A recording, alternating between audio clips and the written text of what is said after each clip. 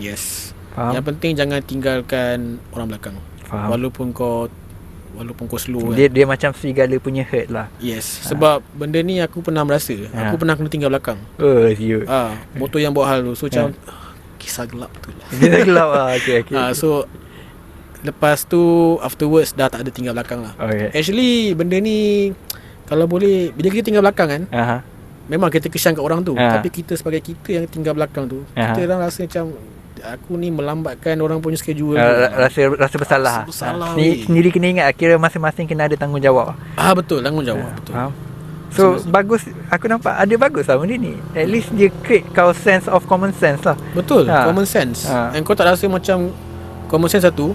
And kalau boleh jangan terlampau proud of diri kau. Mungkin humble lah, kena humble. Mungkin kau proud kau boleh corner baring dekat atas atas selekor tu. Tapi orang belakang kau boleh selekor sampai tidur. lagi power. Itu kau orang jauh kan. So just humble je bro. Kau nak berkawan, kita nak ride sama-sama happy.